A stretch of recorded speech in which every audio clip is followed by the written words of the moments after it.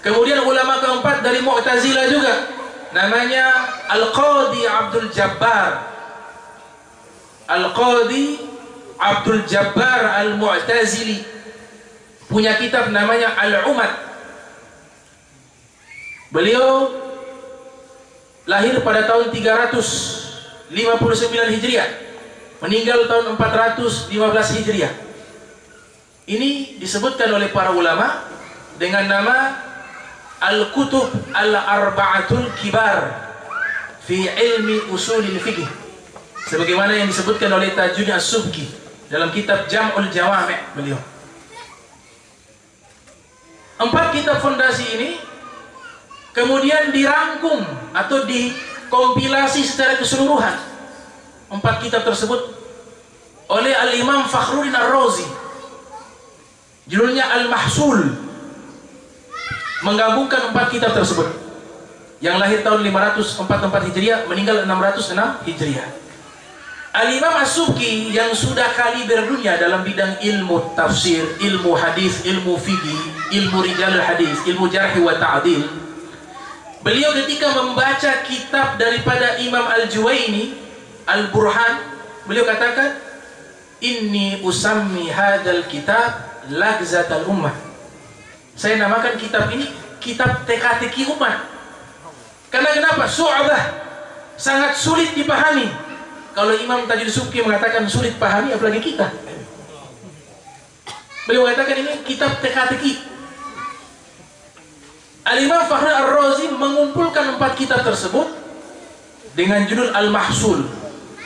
Kemudian Al-Mahsul diringkas oleh Al-Imam Sirajuddin Al-Urmawi yang lahir tahun 594 Hijriah. Dalam kitabnya berjudul Al-Hasil Minal Mahsul. Kemudian beliau ringkas lagi, judulnya At-Tahsil Minal Mahsul. Dan seluruhnya ini diringkas lagi karena terlalu sulit untuk memahami. Ini yang sulit memahami bukan orang awam, para ulama setelahnya. Maka beliau mengumpulkan seorang ulama namanya Al-Imam Baydawi, mengumpulkan 2 kitab tersebut, Al-Hasil dan At-Tahsil, karya Sirajuddin Al-Urmawi yang lahir tahun 594 Hijriah, meninggal 685 Hijriah atau 82 Hijriah. Nama kitabnya Minhajul Wusul ila Ilmi Usul. Jadi merangkum 2 kitab tersebut. Muncul madrasah lainnya namanya Al-Imam Al-Amadi, lahir 551 Hijriah, meninggal 646 Hijriah. Al-Imam Al-Amadi, beliau merangkum 4 kitab tadi, Al-Burhan, Al-Mustashfa, Al-Mu'tamad, Al-Umad, dirangkum dengan judul kitab Al-Ihkam fi Ahkamil Usul. Kemudian masih terlalu sulit dipahami, dirangkum oleh Ibnu Hajib yang lahir 571 Hijriah dengan judul kitab Mukhtasar Ibnil Hajib. Kemudian diambil seluruh kitab usul fikih, dikompilasi, dikumpulkan lebih dari 100 kitab usul fikih. Bukan 1, bukan 2, bukan 3, 100 kitab usul fikih. Dirangkum semuanya, diambil kesimpulannya oleh Al-Imam Tajuddin As-Subki yang lahir tahun 727 Hijriah, meninggal tahun 771 Hijriah, dengan judul Jam'ul Jawami'. Kemudian kitab Jam'ul Jawami' disarahkan tidak terhitung jumlahnya. Saya belum dapat data berapa banyak kitab syuruh, kitab yang menjelaskan isi kitab Jam'ul Jawami', itu banyak. Ada karya Syekh Umar Al-Hindi, judulnya Al-Lawami' fi Syar'i Jam'il Jawami'. Ada karya Jalaluddin Al-Mahalli, judulnya Al-Badrut Tali' ala Jam'il Jawami'. Ada kitab judulnya An-Najmu Lami' fi syarhi Jam'il Jawami'. Ada kitab judulnya Al-Thimarul Yawami' ala Jam'il Jawami'. Seluruhnya menjelaskan isi kitab Jam'ul Jawami' dan jumlahnya tidak terhitung banyak. Kalau sudah kuasai semuanya, baru boleh istinbat hukum dalam Al-Quran dan hadis. Ini dengar saja baru, baca juga belum tuntas, sudah mau istinbat hukum sendiri tanpa mengikuti para ulama terdahulu. Rahimallahu ra'an arafa qadra nafsih. Nabi doakan semoga Allah merahmati orang yang tahu dirinya.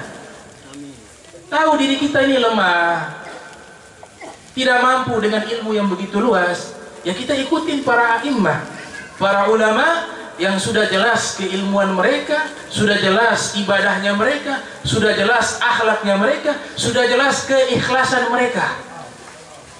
Karena kalau tidak ikhlas, tidak mungkin kitab yang sudah berumur ratusan, bahkan ada yang ribuan tahun, sampai saat ini masih ada. Itu kalau bukan karena ikhlas, tidak mungkin sampai di zaman kita.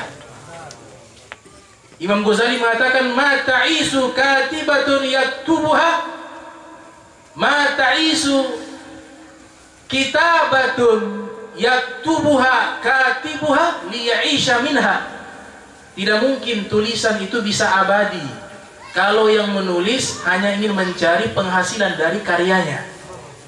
Itu kata Imam Ghazali rahimahullah.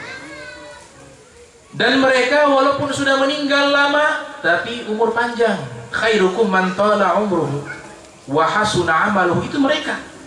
Sebaik-baiknya kalian orang yang umurnya panjang dan amalnya baik. Ya mereka para ulama yang soleh, mereka para ulama yang ikhlas. Sudah meninggal ribuan tahun, nama mereka masih kita sebut dalam kebaikan.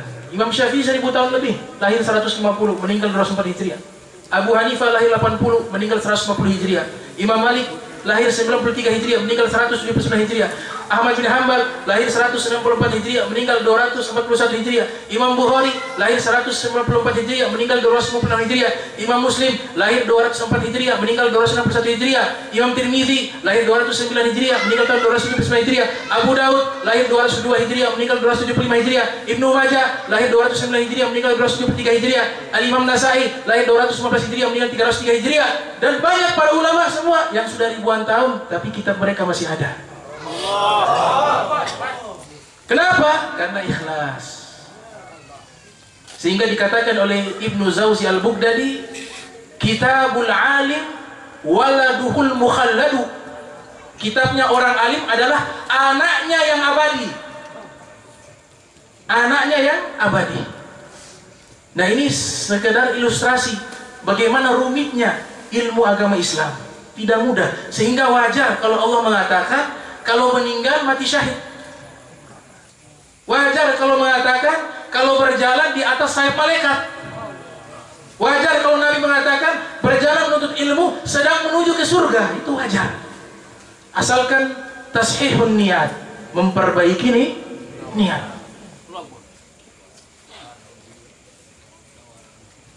Lanjut tuh Pak. Insyaallah. Tadi kita mendengarkan dari tim hadrah, begitu indah. Allah Ta'ala tidak pernah mengharamkan keindahan, atau bahasa namanya al-fan atau seni. Islam tidak pernah melarang seni, tapi Islam mengatur seni, sehingga seni itu ditempatkan di dalam kebaikan. Dalam kitab At-Tahrir wa Tanwir, tafsir namanya At-Tahrir wa Tanwir, mengatakan ij'alil fanna fi tahsinat. Ij'alil fanna fi tahsinat. Letakkanlah seni di dalam kebaikan.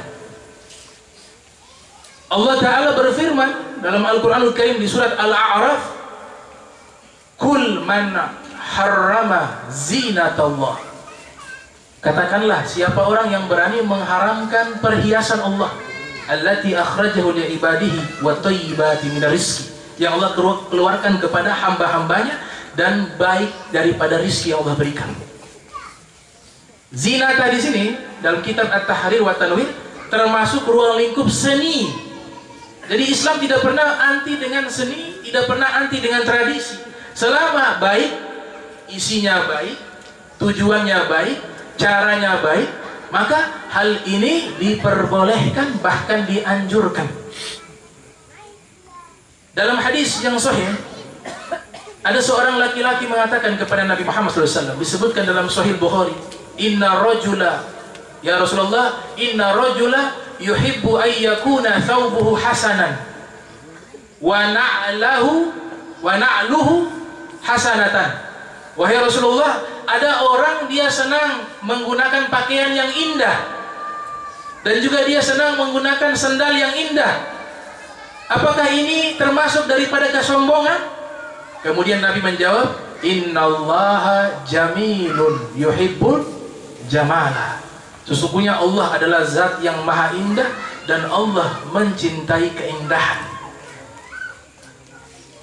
Al-Imam Al-Munawi ketika menafsirkan hadis tersebut, beliau mengatakan, innallaha jamilun ay lahul jamal mutlaq. Sesungguhnya yang dimaksud Allah maha indah, yaitu Allah Ta'ala adalah sang pencipta yang keindahannya mutlak.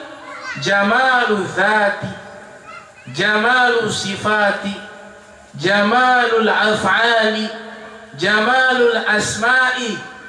Allah zatnya indah, Allah sifatnya indah, Allah perbuatannya indah, Allah namanya indah. Inna lillahi tis'atan wa tis'ina isman man ahsaha dakhalal jannah. Sesungguhnya Allah memiliki 99 nama. Siapa yang menghafal dan mengimplementasikan dalam hidupnya nama tersebut, maka dia masuk ke dalam surganya Allah Subhanahu wa ta'ala.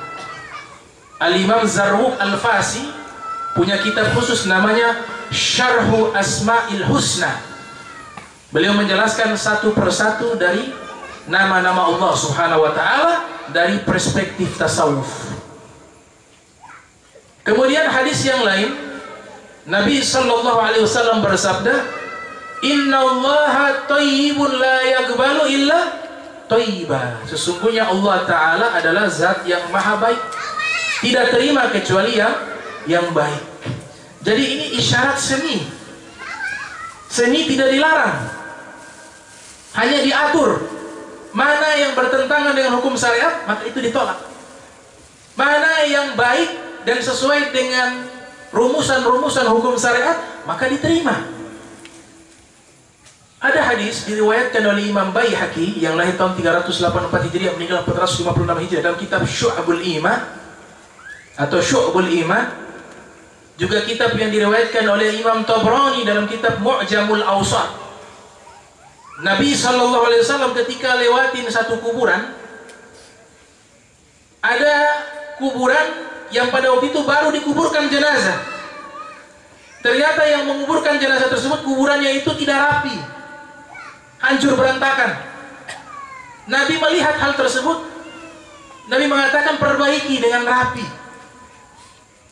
Kenapa Nabi isyaratkan demikian? Artinya segala sesuatu kalau dilakukan itu harus yang indah, yang rapi, yang bersih, ada nilai seninya di dalamnya. Nabi bersabda, innallaha yuhibbu idza amila ahadukum amala ay yutqinah. Sesungguhnya Allah mencintai seseorang di antara kalian jika melakukan sesuatu tersebut dia lakukan dengan cantik dan indah. Kalau dalam tafsiran kontemporer menamakan ayyutqinah secara profesional. Ini isyarat seni yang Nabi SAW ajarkan kepada umat. Kemudian agama kita tidak bisa terpisah dengan seni. Nanti setelah itu saya akan bahas tentang hukum duf. Karena membaca Al-Quran juga harus ada seni. Namanya ilmu qiraah. Diringkas dalam kitab As-Sab'u fil Qiraah, disusun oleh Imam Mujahid. Qiraah sab'ah terkenal. Nah, struktur bahasa Arab sebagaimana dijelaskan oleh Dr. Syekh Ali As-Sobuni dalam kitabnya Sofwatu Tafasir 3 jilid. Beliau mengatakan struktur bahasa Al-Quran adalah struktur sastra Arab yang paling tertinggi dan yang bisa memahami orang-orang yang punya rasa seni di dalam keindahan sastra bahasa Arab. Itu secara bahasa. Kemudian ketika membaca pun butuh seni. Ada magamat, ada irama-irama dalam membaca. Nabi isyaratkan dalam hadis, zayyinul Qur'an bi aswatikum. Hadis diriwayatkan oleh Imam Ahmad bin Hanbal dalam musnadnya. Hiasilah suara kalian dengan membaca Al-Quran. Itu makhluk, dikembalikan, dimakhluk oleh muhadithun. Jadi makna yang pertama, zayyinu aswatakum bil Quran. Hiasilah suara kalian dengan banyak membaca Al-Quran. Teks hadisnya, zayyinul Qur'ana bi aswatikum. Hiasilah Al-Quran dengan suara-suara kalian. Nah ini di dalam penjelasan para qurra, para ahli qiraah mengatakan hadis ini isyarat bahwa ketika membaca Al-Quran ada irama-irama yang mutawatir sampai kepada Nabi Muhammad SAW dan diajarkan kepada para sahabat. Kita kenal dengan jiharkah, sobah, ros, hijazi, nahawan, hijazi, nahawan dan lain sebagainya. Ini kan irama-irama di dalam membaca Al-Quran. Dan ini sahabat mempraktekkan. Hadis muttafaqun alaih, atau hadis yang diriwayatkan oleh Imam Bukhari dan Muslim. Lamma sami'a Rasulullah sallallahu alaihi wasallam, ketika Nabi Muhammad sallallahu alaihi wasallam mendengar Aba Musa al-Ash'ari yaqra'ul Qur'an wa yataghanna bih. Nabi mendengar Abu Musa al-Ash'ari sedang membaca Al-Quran, ditambah riwayat tersebut wa yataghanna bih, sambil membuat irama ketika membaca Al-Quran. Tentunya irama yang telah diatur oleh para ulama, bukan irama yang bebas dengan irama-irama yang tidak diatur oleh para qurra. Sehingga Nabi melarang iqra'ul Quran biluhunil Arab wa aswatiha. Bacalah Al-Quran sesuai dengan logatnya bangsa Arab dan suaranya, kata Nabi Muhammad.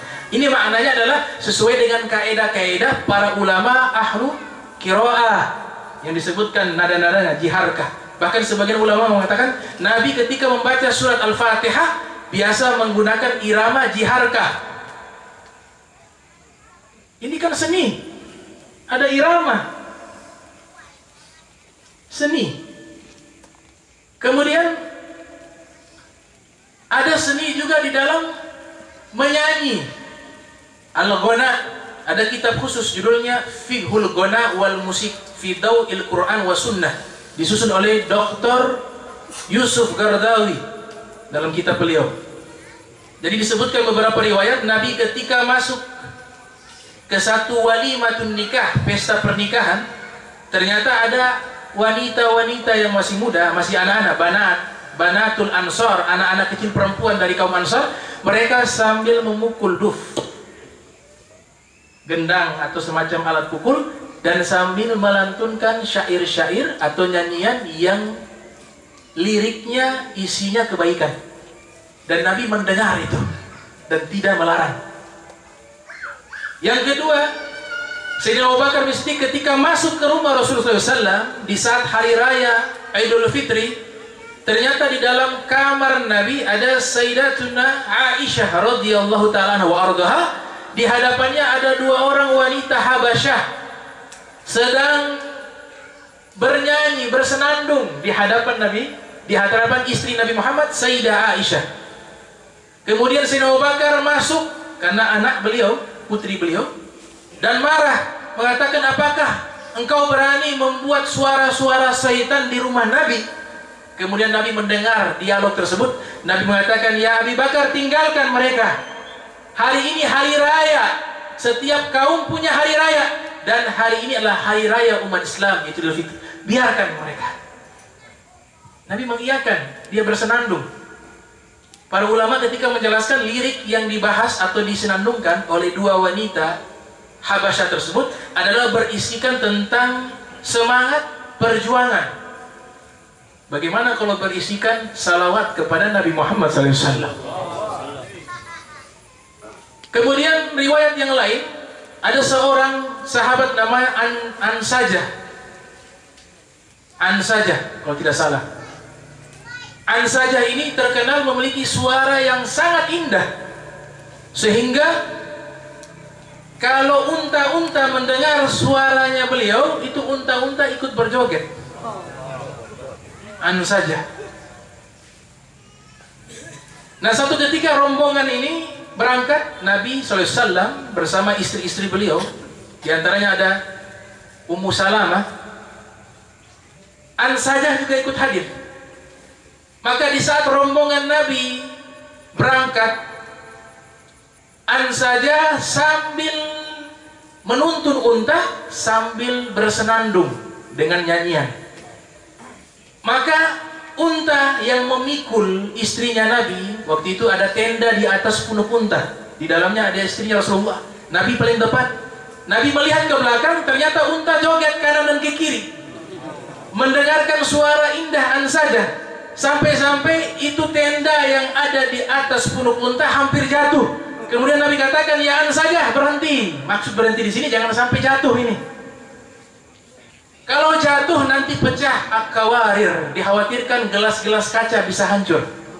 Nabi mengatakan gelas-gelas kaca isyarat sangat dalam tentang sosok psikis wanita. Nabi katakan istri-istrinya, al-qawarir, hati-hati nanti gelas-gelas kaca jatuh.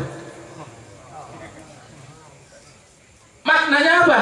Ya, wanita adalah sosok yang jika pernah disakiti, maka dia akan tetap tergores di hatinya. Sebagaimana gelas apabila dia pecah, kita kembalikan lagi, kita lem dia agar dia menjadi utuh kembali. Dia bisa menjadi utuh, tapi bekas pecahnya itu tetap ada. Sama halnya dengan hati wanita.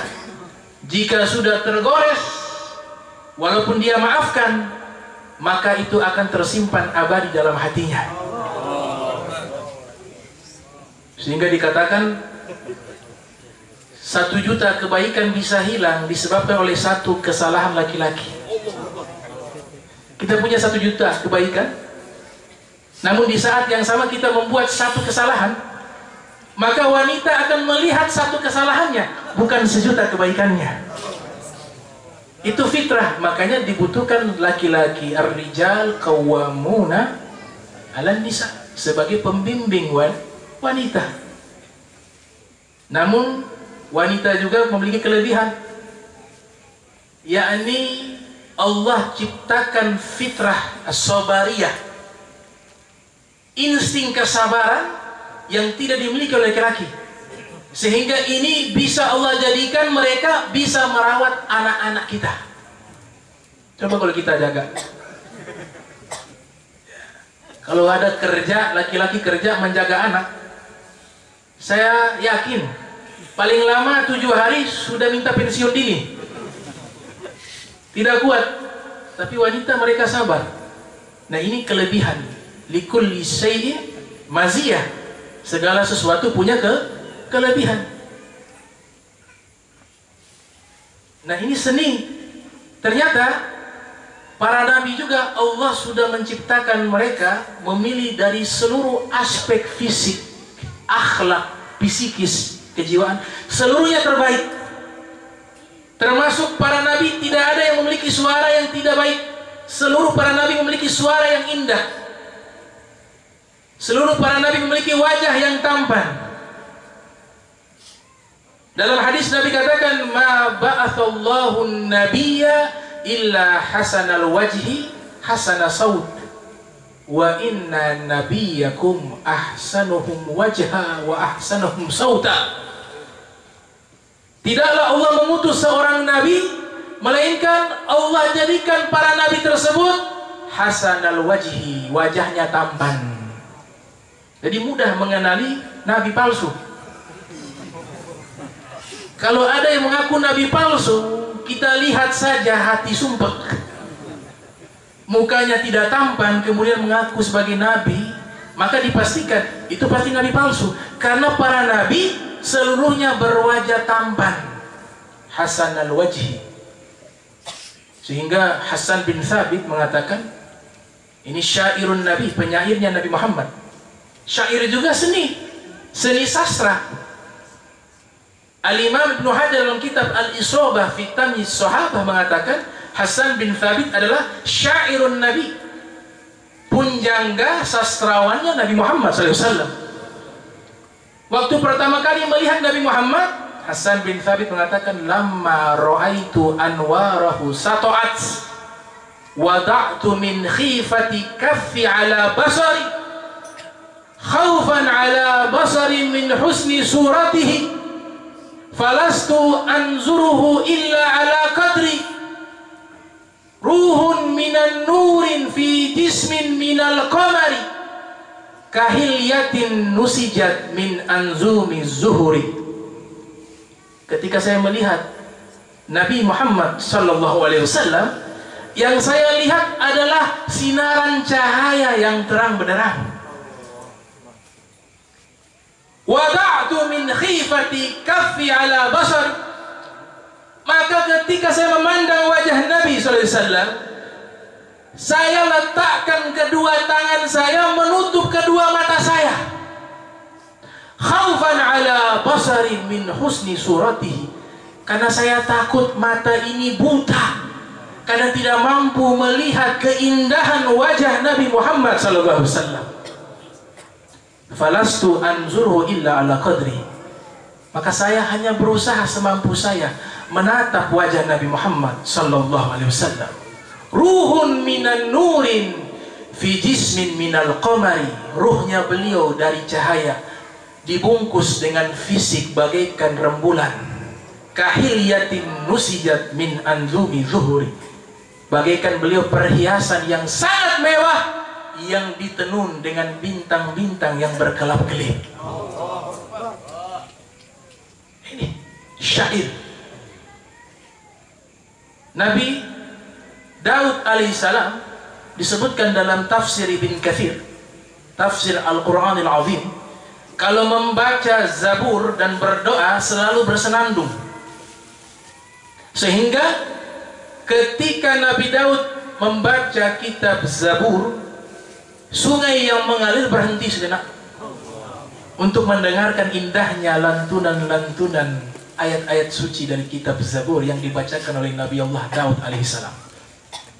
Bahkan disebutkan ketika beliau membaca kitab Zabur dengan suara yang indah, seluruh hewan, baik burung, hewan berkaki 4, unggas kaki 2, seluruhnya berkumpul mendengarkan indahnya bacaan Zabur dari Nabi Allah Daud alaihissalam. Sehingga ini hewan-hewan tidak sadar ketika Nabi Daud membaca dengan waktu yang sangat lama, karena begitu terasa nikmat firman Allah daripada kitab Zabur. Maka banyak hewan-hewan yang mati kelaparan tanpa mereka menyadari, karena begitu indah suara daripada Nabi Allah Daud alaihissalam. Sehingga Nabi katakan ketika mendengar bacaan dari Abu Musa Asy'ari yang begitu indah, yataghanna bihi, sambil bersenandung, kemudian Nabi katakan, laqad utita mizmaran min mazamiri ali Daudah. Sungguh wahai Abu Musa Al-Asy'ari, engkau telah diberikan suara yang indah sama seperti suaranya Nabi Daud alaihissalam, kata Nabi Muhammad sallallahu alaihi wasallam. Nah, sekarang nyanyian Imam Ghazali, memang ada khilaf di kalangan para fuqaha tentang hukum menyanyi, ada khilaf, dan itu memang disebutkan di dalam kutub Aslafis Sholihin, kitab-kitab para ulama salaf sholihin. Ada yang mengharamkan secara mutlak musik, seperti Imam Qurtubi, seperti Al-Imam Ibnu Qayyim, seperti Al-Imam Ibnu Taimiyah, seperti Al-Imam Ibnu Hajar Al-Haytami. Namun juga ada yang menghalalkan. Imam Ghazali, bahkan Imam Ghazali punya bab khusus membahas tentang musik. Dan ada ucapan Imam Ghazali sangat indah. Beliau mengatakan, man lam yuharrik ar-rabi' wa azharuha wal-ud wa autaruha fahuwa fasidul mizaj laisa lahu ilaj. Orang yang tidak tergerak sanubarinya ketika melihat musim bunga dan melihat bunga yang indah, dan tidak tergerak sanubarinya ketika mencium kayu gahru yang wangi, maka orang ini adalah orang yang sakit jiwa, yang tidak ada obat. Artinya Islam itu seni. Keindahan itu fitrahnya Allah yang bisa direspon oleh jiwa yang sehat. Wa man lam yuharrik sama'ul sauti thayyib. Wa man lam yuharrik sama'u, orang yang tidak tergerak pendengarannya ketika mendengar nada-nada yang indah, syair-syair yang indah, maka orang ini juga adalah orang yang jauh dari keadilan, ba'id anir ruhaniyah, jauh dari sifat spiritual, kata Imam Ghazali dalam kitab Ihya Ulumuddin. Sehingga beliau katakan, kalau nyanyian itu haram, maka suara burung itu haram. Karena suara burung itu ketika bersuara memiliki nada. Kalau alat musik mutlak haram, maka suara aliran air sungai juga haram. Dan tetesan air yang mengenai batu itu ada nada-nadanya. Kalau seluruh alat musik haram, maka tetesan air juga itu haram. Bunyi suara sungai juga haram, kata Imam Ghazali. Nah, beliau ringkas. Beliau mengatakan, wa amma sama'u sauti thayyib min haitsu annahu kana thayyiba fala yanbaghi an yahrum, bal huwa halal bin nas wal qiyas. Mendengar suara yang baik, suara yang mengeluarkan kalimat-kalimat yang baik, dari sisi isinya baik, liriknya baik, maka tidak pantas diharamkan suara tersebut. Bahkan suara tersebut halal berdasarkan nas dan qiyas, kata Imam Al-Ghazali rahimahumullah. Sehingga banyak ulama juga yang membolehkan. Ibnu Hazm juga menghalalkan, Izzuddin Ibn Abdissalam, Al-Imam Abdul Ghani An-Nablusi juga menghalalkan tentang hukum musik dan hukum menyanyi dengan 5 syarat sebagaimana disimpulkan oleh Dr. Yusuf Gardawi. Yang pertama, isi liriknya baik. Kalau isi liriknya baik, maka ini syarat pertama terpenuhi. Tapi lirik daripada nyanyian tersebut buruk, maka hukumnya haram. Karena al-ghana kal kalam, nyanyian itu sama seperti berbicara. Jika baik maka pahala, jika buruk maka dosa. Yang kedua, yang menyanyi, yang hadir laki-laki, yang menyanyi perempuan, suaranya sengaja dibuat membangkitkan syahwat, maka haram. Walaupun liriknya baik, liriknya salawat, tapi ketika dia membuat desusan suara yang membangkitkan syahwat, maka hukumnya haram.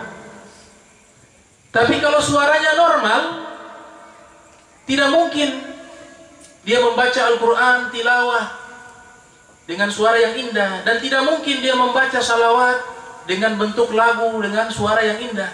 Kemudian laki-laki itu bersyahwat. Itu kalau ada laki-laki itu sakit, harus ke dokter. Tapi yang normal tidak mungkin terlintas itu, tidak mungkin, kecuali orang-orang yang sakit. Yang ketiga, yaitu tempat, liriknya bagus, kemudian yang nyanyinya juga baik, laki-laki dengan laki-laki, perempuan dengan perempuan. Kalau perempuan menyanyi itu dengan sopan dan tidak ada fitnah. Tapi sayang tempatnya di diskotik, tempatnya tidak baik, maka tidak terpenuhi syarat tersebut. Yang keempat, keadaan, liriknya baik, yang menyanyi juga baik, kemudian tempatnya juga baik. Tapi ketika menyanyi waktu azan, orang lagi sholat dia nyanyi sana, haram, mengganggu orang lagi ibadah. Dan yang kelima, keadaannya baik.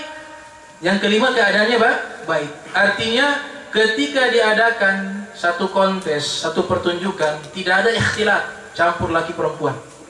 Yang perempuan pisah dengan laki-laki. Kemudian liriknya isinya baik. Kemudian yang menyanyi juga baik. Waktunya juga baik. Tempatnya juga baik.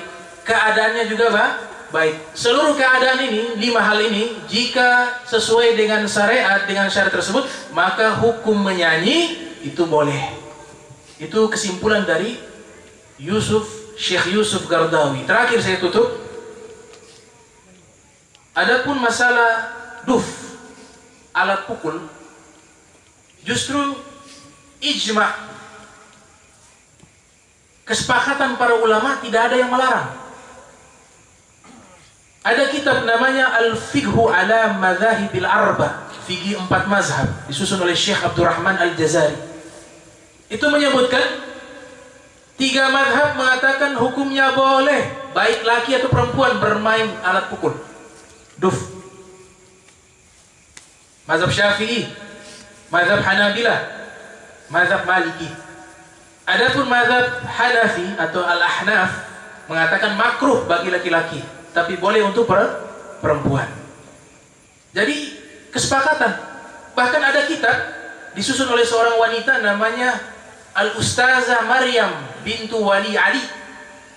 Judul kitabnya adalah Ahkamu Duf fil Fiqhil Islam, hukum alat pukul di dalam fikih Islam. Situ beliau jelaskan.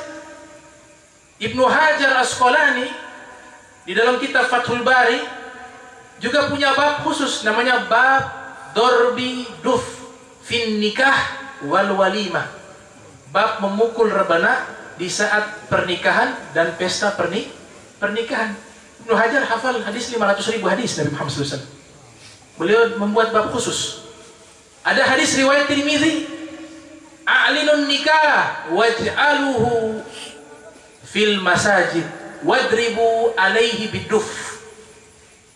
Umumkan pernikahan dan jadikan di masjid, dan pukullah alat pukul, alat musik pukul untuk memeriahkan pesta pernikahan tersebut. Itu komentar ditambah oleh Al-Imam Ibnu Battal dalam kitab sarahnya, Sarah Sahih Bukhari. Juga Al-Imam Ibnu Mulakin dalam kitabnya At-Tawdih fi Syarhi Sahih Al-Bukhari. Sehingga ini jelas alat pukul tersebut. Nah, ini sudah 11:30. Memang yang dengar enak. Ini yang bicara sudah berbusa mulut.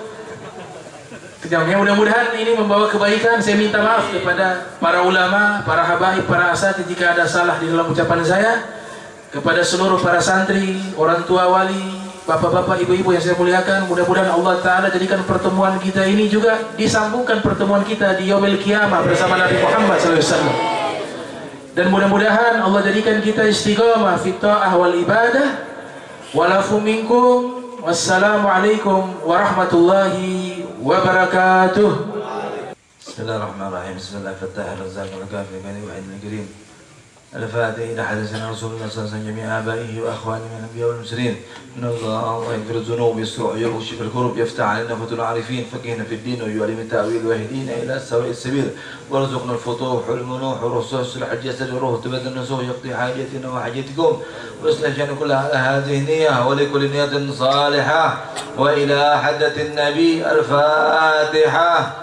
بسم الله الرحمن الرحيم. الحمد لله رب العالمين الرحمن الرحيم مالك يوم الدين إياك نعبد وإياك نستعين اهدنا الصراط المستقيم صراط الذين أنعمت عليهم غير المغضوب عليهم ولا الضالين آمين. بسم الله الرحمن الرحيم. الحمد لله رب العالمين. اللهم صل وسلم على سيدنا محمد وعلى آل سيدنا محمد ورضي الله تعالى عن أصحاب سيدنا رسول الله أجمعين. اللهم صل على سيدنا محمد صاحب التاج والمعراج والبراق والعلم ودافع البلاء والوباء والمراض والألم. جسمه طاهر مطهر معظم نور معطر من اسمه مكتوب مرفوع موضوع على اللوح والقلم. شمس الضحى بد الدجى نور الهدى مصباح الظلام. أبي القاسم سيدنا محمد بن عبد الله سيد العرب العجام نبي الحرمين محبوب عند رب المشرقين والمغربين. فيا أيها المشتاقون لرؤية جماله صلى الله عليه وسلم تسليما. اللهم يا عظيم سلطانك يا قديم الإحسان يا لئيم النعم يا كثير الجود يا واسع العطاء يا خافي اللطف يا لطيف السن يا حليم لا يعجل صل يا ربي على سيدنا محمد وعلى الصحابة أجمعين. اللهم لك الحمد شكرا ولك المن فلا وأنت ربنا حقا ونحن عبيدك رقا وأنت لم تزل ذلك أهلا. اللهم يا ميسر كل عسير ويا جابر كل كثير ويا صاحب كل فريد ويا مغني كل فقير ويا مقوي كل ضعيف ويا مأمن كل مخيف يسر علينا كل عسير يسر علينا كل عسير يسر علينا يا الله كل عسير بدأ يسير عسير عليك يسير. اللهم يا من لا يخفى عليه خافية نسأل الله العفو والعافية. اللهم إنا نخاف منك ونخاف ممن يخاف منك. اللهم إنا نخاف منك ونخاف ممن يخاف منك ونخاف ممن لا يخاف منك. اللهم بحق من يخاف منك نجينا ممن لا يخاف منك بحق حبيبي محمد صلى الله عليه وسلم. واحرسنا بعينك التي لا تنام واغرفنا بكنفك الذي لا يرام وارحمنا بقدرتك علينا فلا تهلكنا فلا تهلكنا فلا تهلكنا وأنت رجاؤنا وثقاتنا. رب زدنا علما وارزقنا فهما رب زدنا علما واسلنا في رزقنا وبارك لنا فيما رزقتنا. اللهم إنا نسألك علما لدني ومشرب الصافي الهني فتاة يا وهاب يا غني. اللهم اغننا بالعلم وزدنا بالحلم واكرمنا بالتقوى وجملنا بالعافية ارحم الراحمين. اللهم إنا نسألك فهم النبيين وحفظ المرسلين وسرعة إلهام الملائكة المقربين يا رب يا كريم يا رب الرحيم. اللهم إنا نعوذ بك من علم لا ينفع وقلب لا يخشى ونفس لا يشبع ومن عمل لا يرفع من هدية لا يستجاب لها. ربنا هب لنا من أزواجنا وذرياتنا قرة أعين واجعلنا للمتقين إماما. رب اغفر لنا ولوالدينا وارحمهم كما ربونا صغارا. ربنا آتنا في الدنيا حسنة وفي الآخرة حسنة وقنا عذاب النار مع اللطف والعافية. Semoga Allah SWT mengampuni dosa-dosa kita, tidak berangkat, tidak berdiri dari majlis ini kecuali Engkau ampuni ya Allah. Jika ada kesumpahan, kegundah gulangan, berikan jalan keluar. Jika di antara kita ada yang sakit diberikan kesembuhan. Jika di antara kita yang belum punya jodoh dapat jodoh. Yang belum punya anak diberikan anak yang soleh dan solehah. Dan terutama santri-santri di sini Darul Falah menjadi Al-Falah dijadikan santri-santri yang mendapatkan ilmu yang manfaat, ilmu yang membawa kejayaan Islam, keteguhan, persatuan, kesatuan dalam negeri ini.